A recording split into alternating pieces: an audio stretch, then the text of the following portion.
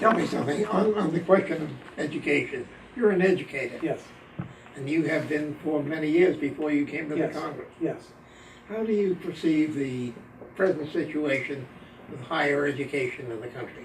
I think we're at a very important juncture, and that is whether or not higher education will continue to be affordable for the middle class. If you sort of look at the broad sweep of higher education in this country, it went from being elitist, that only the wealthy and well-positioned got to go, to, with the advent of first the GI Bill and then the community college, becoming egalitarian.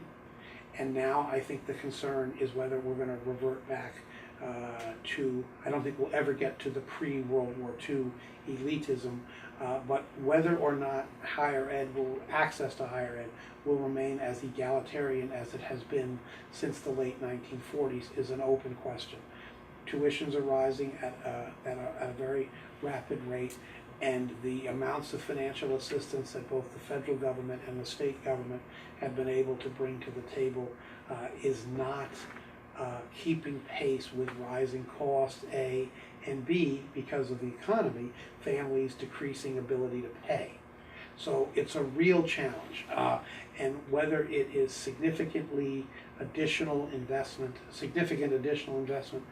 in the community college system, which is really the doorway can be the doorway to the four-year college system, or it is increased support here in New York State for the program that's called the Tuition Assistance Program, TAP program, which is a fantastic program.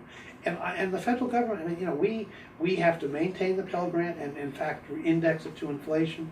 We have to maintain the campus-based programs and increase those. But right now, for example, a very important program that's been in existence since the Sputnik era, it's now called the Perkins Loan Program, but it used to be called the National Defense Student Loan Program. That's slated to go out of existence as of 2015.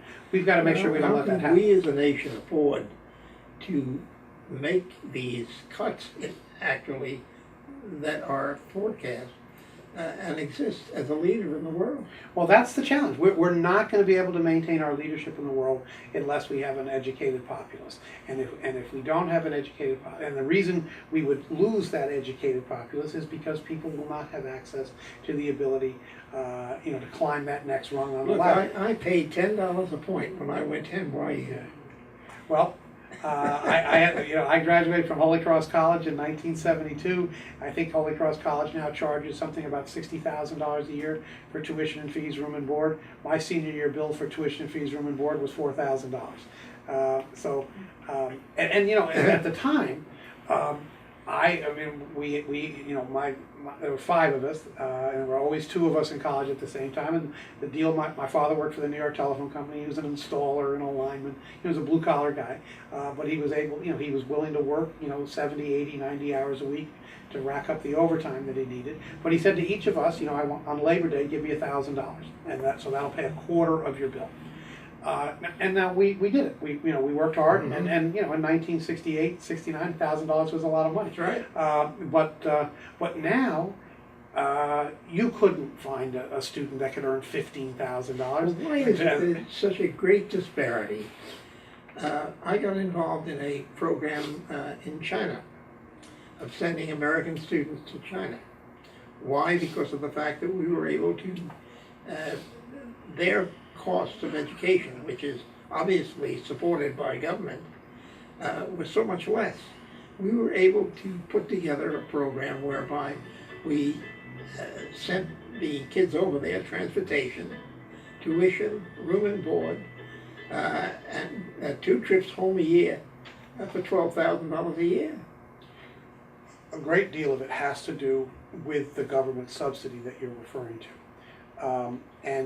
The biggest increase in cost has been in the public sector, and that is because the per pupil subsidy, if you will, or subvention that the public sector provides to offset the cost of tuition has gone down.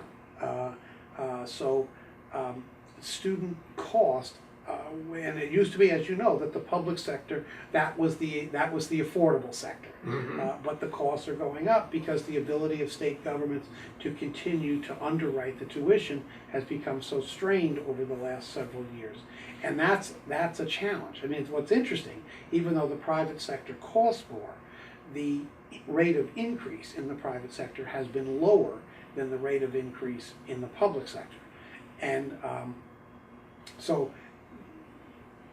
things have to change. I mean, the state government and the federal government has to recognize that this is a priority, that we must continue to provide access to higher education for those who can benefit from it. Because it's an investment in our future. No reasonable person can argue otherwise. But also the institutions themselves have to,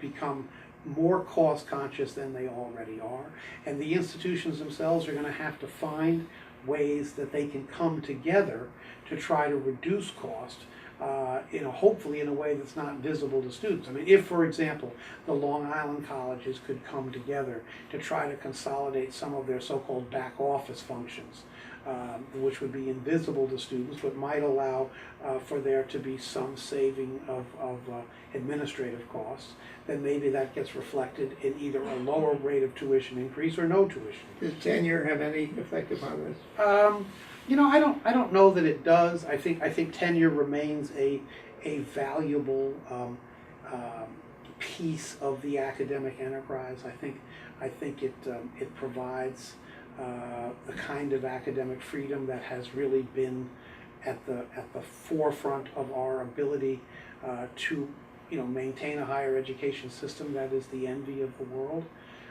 So I don't think tenure is part of the problem. I mean, I think there are issues that we should look at. What's the standard teaching load for faculty? What's the average class size? Do faculty also serve as advisors? Those are kinds of things that I think we should look at.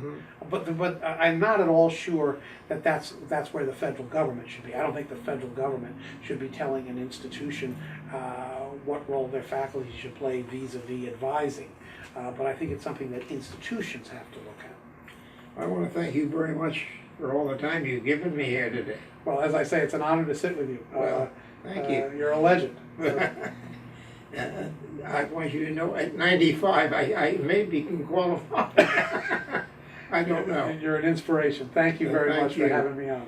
Now until next week at the same time, this is Lester Wolff saying so long from Congressman Tim Bishop's office. Okay, well, thank you.